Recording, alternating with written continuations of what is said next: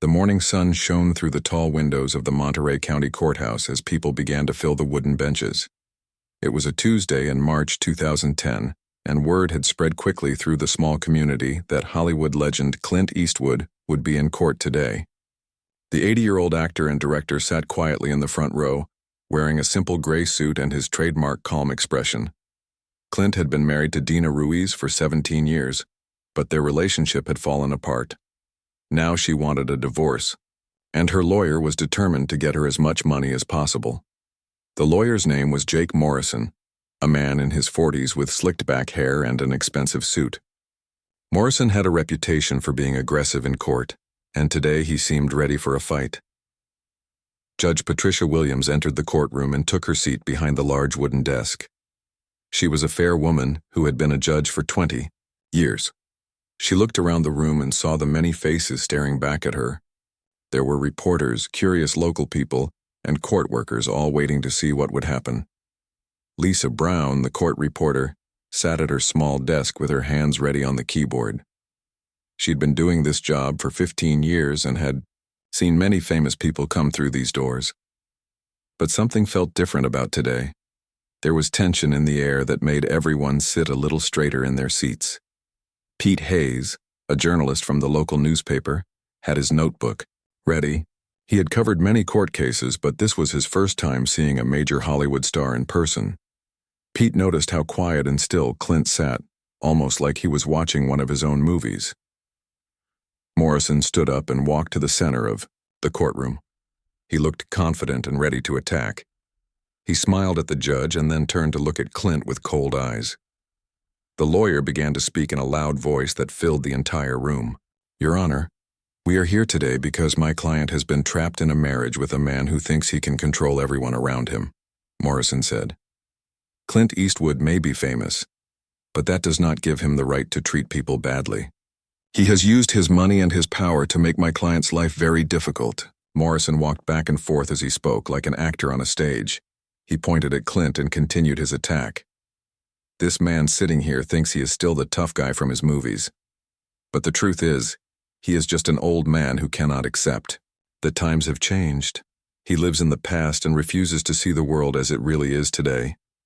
Amy Foster, the court clerk, shifted uncomfortably in her chair. She had never heard a lawyer speak so rudely about someone in court. Ron Carter, the bailiff, watched Morrison carefully. He had worked in this courthouse for 12 years and knew that lawyers usually showed more respect, even when they were fighting hard for their clients. Morrison was not finished. He turned to face Clint directly and spoke even louder. "Your Honor, I have to question whether someone of Mr. Eastwood's advanced age can even understand what is happening here today. At 80 years old, can he really make good decisions? Can he even remember what he did last week, let alone years ago when he was hurting my client?"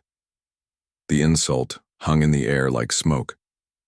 Several people in the courtroom looked shocked. Gary Walsh, a local businessman who had come to watch, felt his face turn red with anger. How could this lawyer be so disrespectful to a man who had given so much joy to millions of people? Helen Martinez, a retired teacher sitting in the back row, shook her head sadly. She had taught children for 30 years and always told them to treat their elders with respect. This lawyer clearly had not learned that lesson. Morrison continued his verbal assault. "The truth is, Your Honor, Clint Eastwood built his career on luck, not talent. He was in the right place at the right time, and Hollywood made him famous. But fame does not make someone a good person. Fame does not give someone the right to control and manipulate the people who love them." Clint's lawyer, Ben Taylor, stood up quickly. "Objection, Your Honor. Mr. Morrison is making statements that have nothing to do with this divorce case." Judge Williams nodded. "Sustained. Mr. Morrison, please stick to the facts of this case." But Morrison seemed determined to keep attacking. He smiled and continued in a voice full of sarcasm. "Of course, Your Honor, let me talk about the facts. The fact is that Mr. Eastwood thinks he can solve every problem by being quiet and staring at people. Maybe that worked in his cowboy movies. But this is real life. This is 2010, not 1960. Morrison walked closer to where Clint was sitting. "Look, at him, Your Honor. He just sits there saying nothing. thinking he is above all of this. But silence is not strength. Silence is just an old man who has nothing important to say. Lisa Brown's fingers moved quickly across her keyboard, recording every cruel word. She glanced at Clint and saw that his face had not changed at all. He sat perfectly still, his hands folded in his lap, his eyes focused straight ahead. It was like watching a statue. Morrison returned to his attacks about Clint's age and mental ability. Your Honor, I seriously wonder if Mr. Eastwood even understands what is happening in this courtroom today. Perhaps we should have a doctor examine him to make sure he is mentally fit to participate in these proceedings. The suggestion was so insulting that several people in the courtroom gasped. Frank Collins, a retired judge who had come to watch, felt his hands tighten into fists. In all his years on the bench, he had never heard such disrespectful behavior. From a lawyer, Tony Silva, who owned a restaurant in town, whispered to his wife Kate Murphy, who worked at the local library. "This is terrible," he said quietly. "How can that lawyer be so mean to Mr. Eastwood?" Kate nodded and whispered back, "I do not understand it either. Mr. Eastwood has always been a gentleman whenever I have seen him in town." Morrison seemed to be enjoying himself as he delivered insult after insult. He talked about how Clint was living in a fantasy world and unable to face reality. He suggested that the famous actor was too old and confused to handle his own business affairs. Through it all, Clint sat perfectly still. His breathing was calm and steady. His eyes never left Morrison's face, but there was no anger there, no fear, no embarrassment.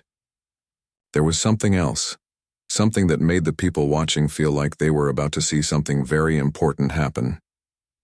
Judge Williams looked at Clint with curiosity and respect. In all her years as a judge, she had seen many people face difficult situations in her courtroom, but she had never seen anyone remain so calm while being attacked so cruelly. The courtroom was completely quiet except for Morrison's voice and the soft clicking of Lisa Brown's keyboard. Everyone was waiting to see how this would end, how the legendary Clint Eastwood would respond to such terrible treatment. Morrison finally finished his opening statement and returned to his seat with a satisfied smile on his face. He seemed to think he had won some kind of victory by insulting and embarrassing the famous actor. But Clint Eastwood had not said a single word yet. Judge Williams looked at Morrison and nodded for him to continue. The lawyer stood up again with an even bigger smile on his face. He seemed pleased with how his first attack had gone and was ready to make things worse for Clint Eastwood. Morrison walked to the center of the courtroom and turned to face the people sitting in the benches. He wanted everyone to hear what he was about to say. "Ladies and gentlemen, in your honor, I want to talk about the real Clint Eastwood, not the character he plays in movies, but the man who sits before us today." He pointed directly at Clint, who still had not moved or changed his expression. This man has fooled Hollywood and the world for decades. He became famous by pretending to be tough in cowboy movies and action films. But what kind of person is he really? Morrison pulled out a folder from his briefcase and opened it dramatically. "I have done my research, Your Honor. I have talked to people who worked with Mr. Eastwood over the years. The stories they tell are not pretty." Amy Foster, the court clerk, watched Morrison with growing disgust. She had never seen a lawyer behave this way in Judge Williams' courtroom. Ron Carter, the bailiff, kept his eyes on Morrison, ready to step in if things got out of hand. Morrison began reading from his papers. "Mr. Eastwood has a reputation for being difficult to work with. He demands that everything be done his way. He does not listen to other people's ideas. He thinks he knows better than everyone else just because he is famous." Ben Taylor, Clint's lawyer, stood up quickly. "Objection, Your Honor. These are just opinions and gossip, not facts that matter to this divorce case." Judge Williams looked tired already. "Mr. Morrison, please focus on the issues that relate to your client's divorce. This is not a trial about Mr. Eastwood's work habits." Morrison nodded but kept the mean smile on his face. "Of course, Your Honor. But I think it is important to understand what kind of person my client was married to. A person's character matters in a marriage." He walked closer to Clint's table and continued his attack. "Your Honor, Mr. Eastwood thinks he can control everyone around him just like he controls the characters in his movies. But real life is not a movie set. Real people have real feelings that can be hurt. Gary Walsh, the businessman sitting in the audience, felt his anger growing. He had met Clint Eastwood several times in town, and the man had always been polite and kind. This lawyer was painting a picture that did not match the person Gary knew. Morrison was not finished. He turned back to his papers and pulled out more documents. "I want to talk about Mr. Eastwood's age again, Your Honor. 80 years old is very old. At that age, people start to forget things. They get confused easily. They cannot think as clearly as they used to." Helen Martinez, the retired teacher, shook her head in disbelief. She was 75 years old herself and still sharp as a nail. Age did not automatically make someone stupid or confused. Morrison continued his cruel comments. "I have to wonder, Your Honor, if Mr. Eastwood even remembers what he did to hurt my client. Old people often forget the bad things they do. Maybe—" He thinks he was a good husband because he cannot remember being a bad one. Lisa Brown, the court reporter, had to type these terrible words, but she felt sick doing it. She looked at Clint and saw that he was still sitting perfectly still, like a rock in a storm. How could he stay so calm while this man said such awful things about him? Morrison walked around the courtroom like he owned it. "And let us talk about Mr. Eastwood's movies, Your Honor. People think he is some kind of hero because he played tough guys on screen. But those were just pretend stories. In real life, he is just an old man who cannot accept that his best days are behind him." The lawyer's voice got louder and more mocking. "Maybe Mr. Eastwood thinks he is still the man with no name from those old westerns. Maybe he thinks he can just stare at people and scare them into doing what he wants. But that only works in movies, not in real life." Pete Hayes, the newspaper reporter, was writing down everything Morrison said, but he felt uncomfortable doing it. This was not news reporting about a divorce case.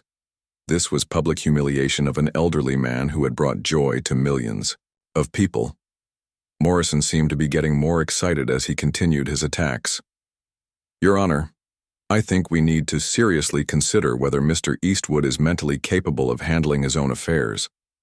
At his age, with his obvious confusion about reality and fantasy, maybe the court should appoint someone to help him make decisions." This suggestion was so insulting that several people in the courtroom made small gasps of shock. Frank Collins, the retired judge, had seen enough. He whispered to the person sitting next to him, "This is disgraceful. No lawyer should treat anyone this way, especially not in a courtroom." Morrison heard the whispers and seemed to enjoy the reaction he was getting. He smiled even wider and continued, "I know this might sound harsh, Your Honor, but sometimes the truth is uncomfortable. Mr. Eastwood is living in the past. He cannot adapt to modern times. He still thinks it is 1960, and he is the star of a Western movie." Tony Silva, the restaurant owner, looked at his wife Kate Murphy with anger in his eyes. Kate worked at the library and had helped many elderly people over the years. She knew that being old did not mean being stupid or helpless. Morrison pulled out another paper from his folder. "I have here a list of all the times Mr. Eastwood has been difficult to work with in Hollywood. Directors who said he was stubborn, actors who said he was mean, producers who said he was impossible to please." Ben Taylor stood up again. "Objection, Your Honor. Mr. Morrison is reading gossip and rumors, not facts. None of this has anything to do with the divorce between Mr. and Mrs. Eastwood." Judge Williams was starting to look annoyed with Morrison. "Sustained. Mr. Morrison, I am warning you to stick to the facts of this case.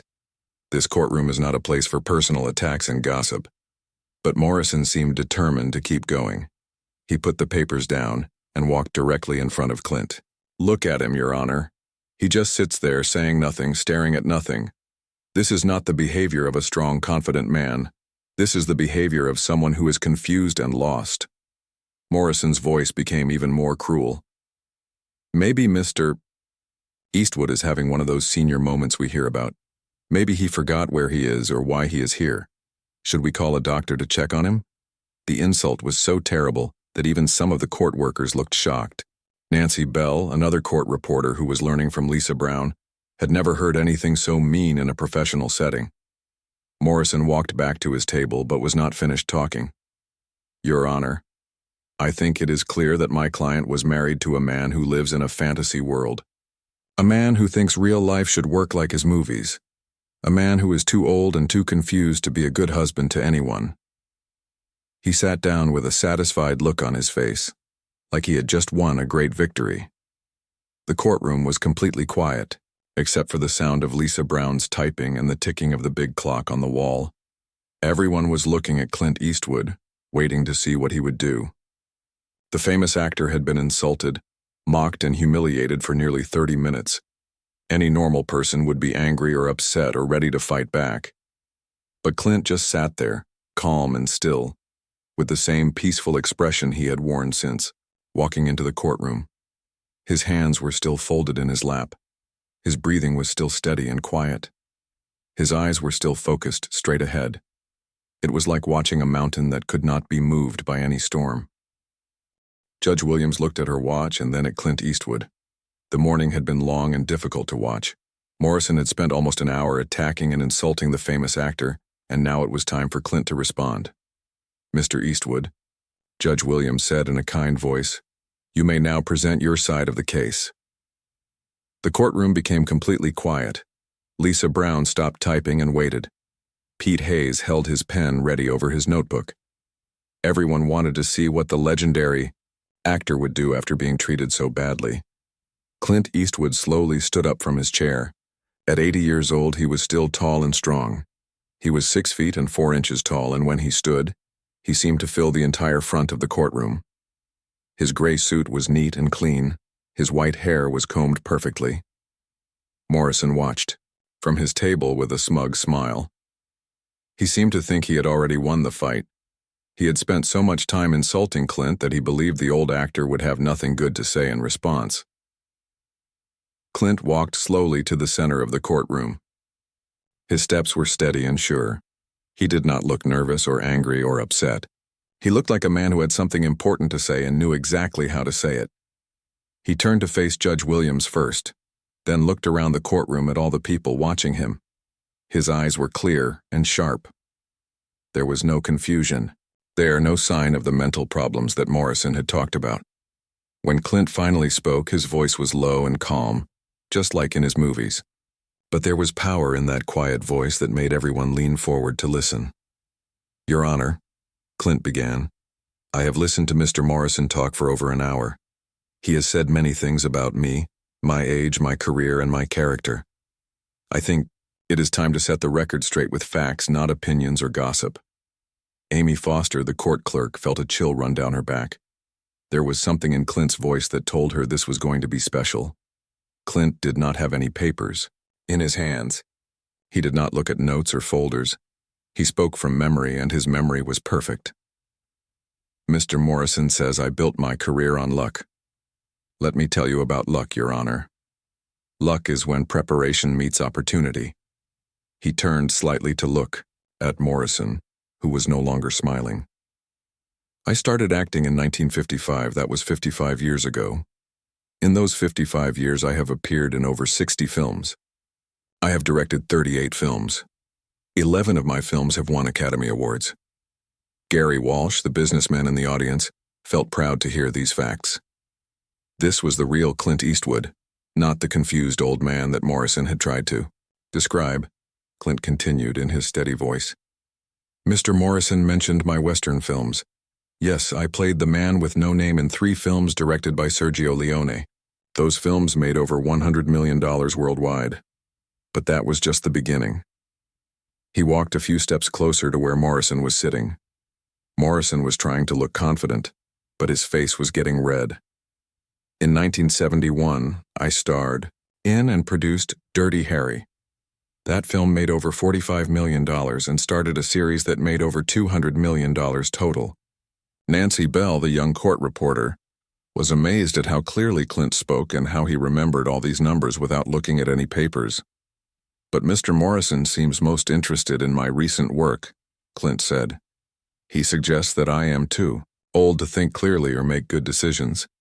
Let me tell you about my recent work, Your Honor." Clint's voice got slightly stronger, but he never raised it or sounded angry.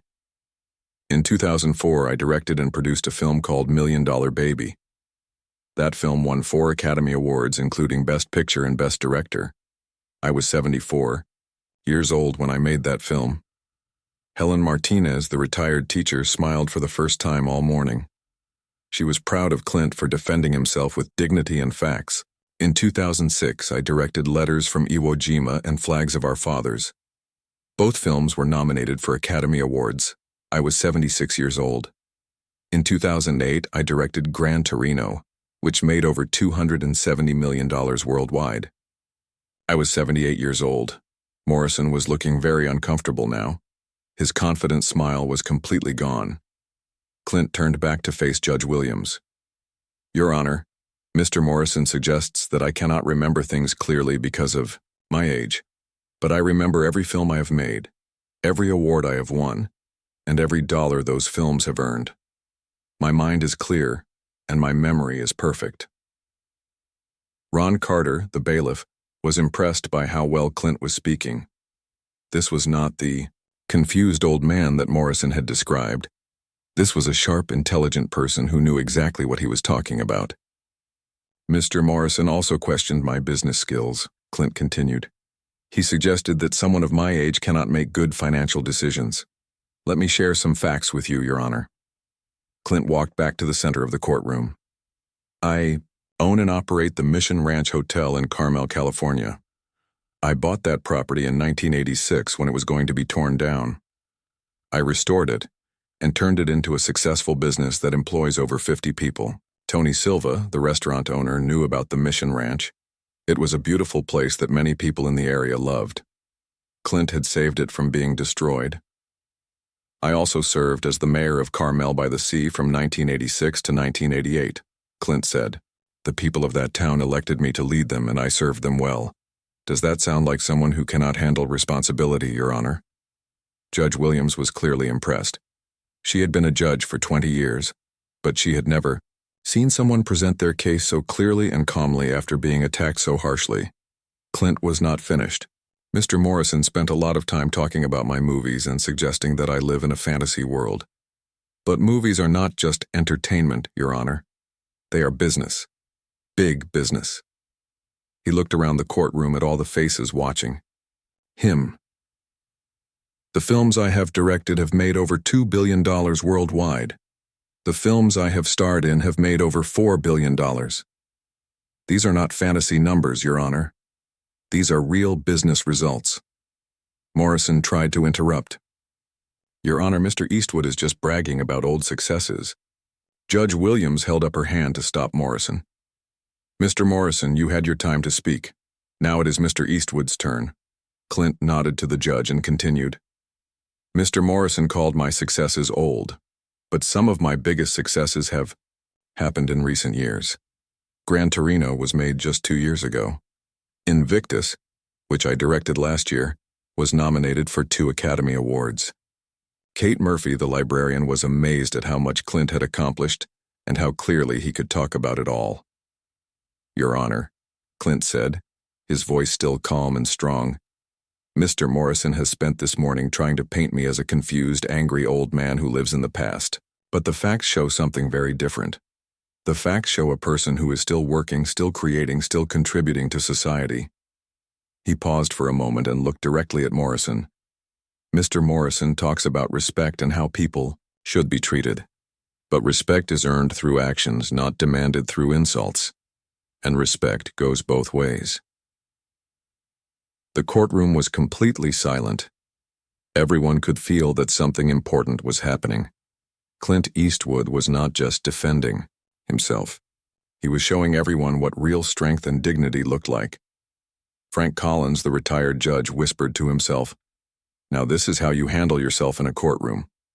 Clint was ready to say even more, and everyone could sense that the best was still to come. Clint Eastwood stood quietly for a moment, looking around the courtroom. His eyes moved from Judge Williams to the people sitting in the benches. Morrison was shifting uncomfortably in his chair, no longer looking confident or pleased with himself. Your Honor, Clint continued in his steady voice. Mr. Morrison has attacked my character and suggested that I am not a good person. He has painted a picture of someone who is selfish and only cares about himself. I think it is time to share the full truth about who I really am. Lisa Brown, The court reporter noticed that Clint's voice was becoming stronger and more emotional, but he was still completely in control of himself. Clint walked to his table and picked up a small folder. I have not talked about these things publicly before because I believe that good deeds should be done quietly, without looking for praise or attention. But Mr. Morrison has forced me to defend my character, so I will share some facts that few people know. He opened the folder and took out several papers. Your Honor, for the past 22 years, I have been quietly paying for college scholarships for young people who cannot afford to go to university. I have never put my name on these scholarships. The students who receive them do not know. The money comes from me. Gary Walsh, the businessman in the audience, felt his mouth drop open in surprise. He had no idea that Clint had been helping students for so many years. These scholarships have helped over 300 young people get a college education, Clint said. Many of them have become doctors, teachers, engineers, and business owners. They are now contributing to their communities and helping other people. Morrison tried to look unimpressed, but his face was getting redder. Judge Williams was leaning forward, clearly interested in what Clint was saying. Clint took out another paper from his folder. Mr. Morrison suggested that I do not care about other people. But for 15 years I have been supporting a program that helps homeless veterans find jobs and places to live. Again, I have done this quietly, without publicity. Helen Martinez, the retired teacher, felt tears starting to form in her eyes. She had always liked Clint's movies, but now she was learning that he was an even better person than she had imagined. This program has helped over 800 veterans get back on their feet, Clint continued. Many of these men and women served our country with honor, and they deserved help when they came home. I was proud to provide that help. Ron Carter, the bailiff, was a veteran himself. He felt deep respect for Clint, knowing that the actor had been helping his fellow veterans for so many years. Clint took out more papers from his folder. Your Honor, I also want to talk about my work with environmental protection. For the past 12 years, I have been funding a program to protect wildlife habitats in California. We have saved over 50,000 acres of land that would have been destroyed by development. Tony Silva whispered to his wife, Kate Murphy. I had no idea he was doing all these good things. Kate nodded and whispered back, he really is a good man. That lawyer was so wrong about him. Clint continued reading from his papers. This environmental program has protected the homes of many endangered animals and plants. It has also created jobs for people who work as park rangers and wildlife experts. Morrison was looking more and more uncomfortable. He had spent the morning calling Clint selfish and uncaring, but now the truth was coming out, and it was completely different from what Morrison had said. Mr. Morrison talked about my age and suggested that I cannot handle business matters, Clint said. But let me tell you about some business decisions I have made recently that show my mind is still very sharp. Clint put the first set of papers away and took out new ones. 3 years ago, I invested in a company that makes clean energy equipment. That investment has grown by 400%. Last year I bought farmland in Central California that is now worth twice what I paid for it. Amy Foster, the court clerk, was amazed at how organized Clint was and how he could remember all these details without getting confused. I also want to talk about the Mission Ranch Hotel that I mentioned earlier, Clint said. When I bought that property, many people said I was making a mistake. They said it was too expensive and would never make money, but I saw something they did not see. He walked closer to Judge Williams as he continued. That hotel now employs 63 people from the local community.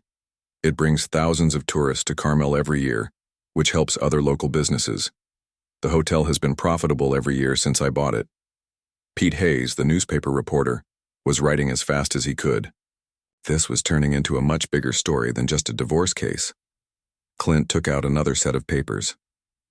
Your Honor, I want to share something else that Mr. Morrison could not have known about because it is very new. Just last month I signed an agreement to donate $5 million to build a new children's hospital wing in Monterey County. The courtroom was completely silent except for the sound of Lisa Brown's typing. Even she had stopped for a moment to listen to this amazing news. This hospital wing will have 30 new beds for sick children and the latest medical equipment, Clint continued. It will also create jobs for doctors, nurses, and other medical workers. Construction will begin next year. Judge Williams looked impressed and moved by what she was hearing. In all her years as a judge, she had never heard someone present such a complete picture of their good works and community service. Morrison was now looking very pale and nervous. He had built his entire case on the idea that Clint was a selfish, uncaring old man. But everything Clint was saying proved the opposite.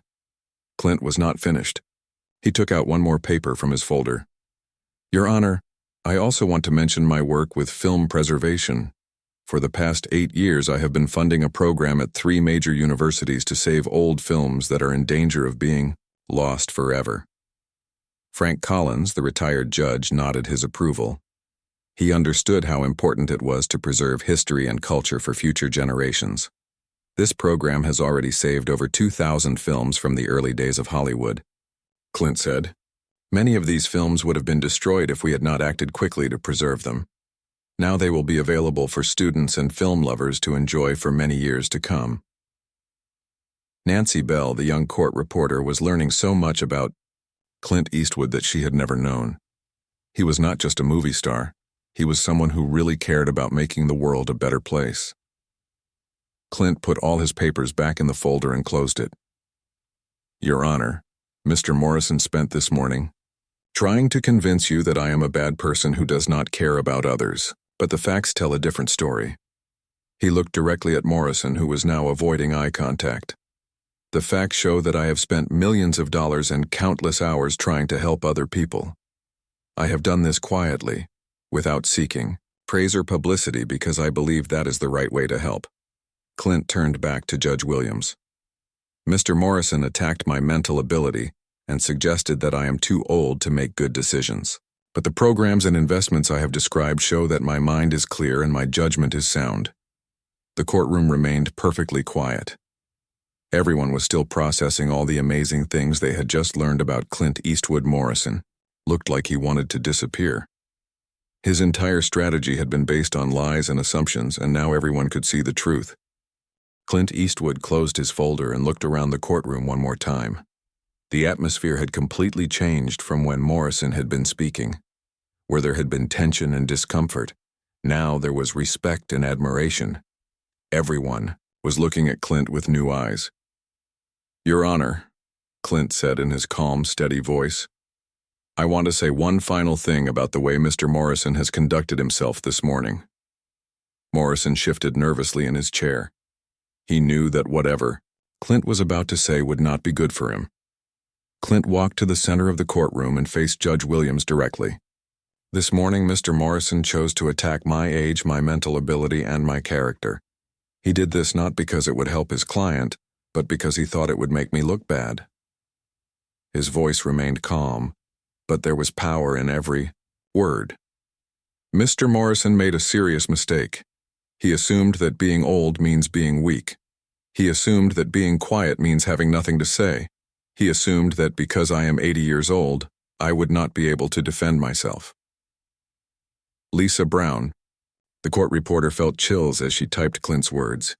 This was not just a legal argument. This was a lesson about dignity and respect.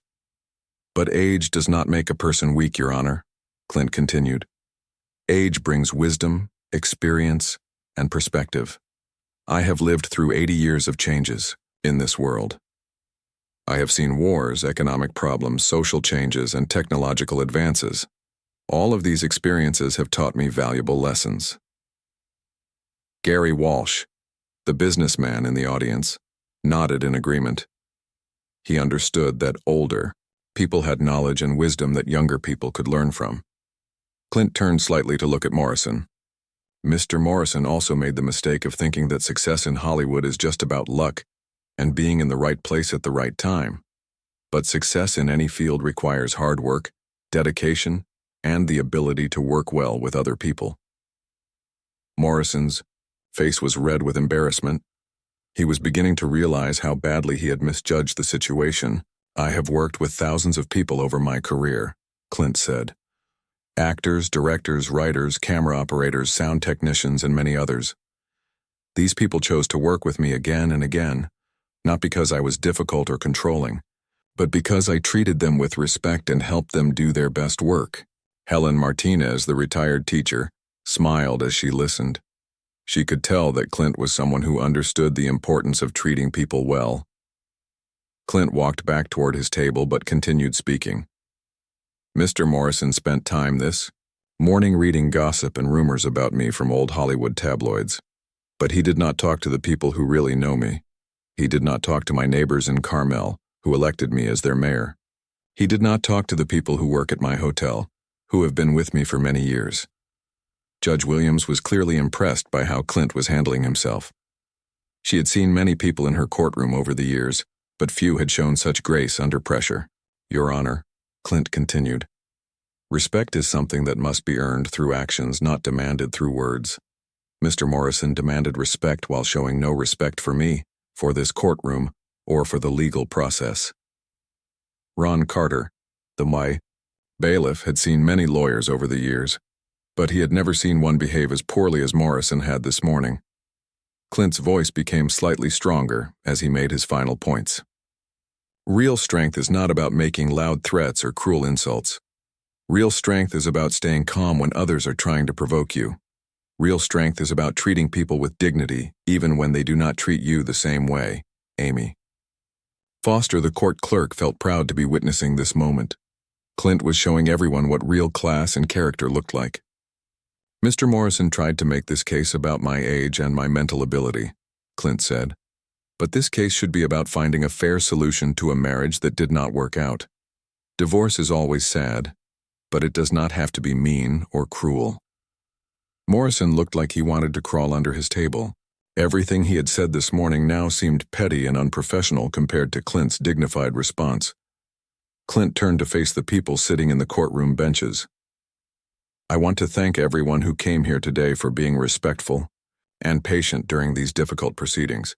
I know this has not been easy to watch. Tony Silva, the restaurant owner, felt emotional as he listened to Clint thank the audience. Even after being attacked so cruelly, Clint was thinking about other people's comfort. Judge Williams leaned forward in her chair. Mr. Eastwood, I want to thank you for the way you have conducted yourself today. Your presentation has been clear, factual, and professional. You have shown great dignity in a difficult situation. She then turned to look at Morrison with disappointment in her eyes. Mr. Morrison, I must say that your behavior this morning has been inappropriate for a courtroom. Personal attacks and age discrimination have no place in legal proceedings. Morrison tried to speak. Your Honor, I was just trying to represent my client's interests. Judge Williams held up her hand to stop him. Mr. Morrison, attacking someone's age and mental capacity is not representing your client's interests. It is unprofessional conduct that reflects poorly on you and on the legal profession. Pete Hayes, the newspaper reporter, was writing furiously. This story was going to be much bigger than just a celebrity divorce case. This was a story about dignity, respect, and how to handle yourself when others try to tear you down. Frank Collins, the retired judge, whispered to the person next to him, I have never seen such a masterful response to such poor behavior. Mr. Eastwood has given everyone here a lesson in class and dignity. Judge Williams continued, speaking to Morrison. I suggest you think carefully about how you conduct yourself in future cases, Mr. Morrison. The kind of personal attacks you made this morning are not acceptable in my courtroom or in any courtroom. Morrison nodded weakly, clearly understanding that his reputation had been seriously damaged by his behavior. Judge Williams then addressed both lawyers. I think it would be in everyone's best interest if this case were settled outside of court. The issues involved in this divorce can be resolved through negotiation without further public proceedings. Both lawyers agreed quickly. Morrison, especially, seemed eager to get out of the courtroom and away from the embarrassing situation he had created for himself. As the formal court session ended, people in the audience began to talk quietly among themselves. Everyone was amazed by what they had witnessed. They had come expecting to see a simple divorce case, but instead, they had seen something much more important. Nancy Bell, the young court reporter, would later tell her friends that this was the most impressive display of dignity and grace she had ever seen in a courtroom. Kate Murphy, the librarian, whispered to her husband Tony, I will never forget how Mr. Eastwood handled himself today. He showed us all what it means to be a real gentleman. As Clint gathered his papers and prepared to leave, many people in the courtroom stood up out of respect. They had witnessed something special, something that reminded them what real character looked like.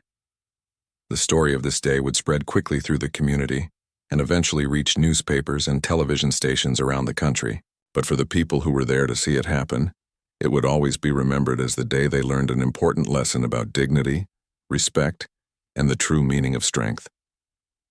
Morrison left the courtroom quickly, avoiding eye contact with everyone.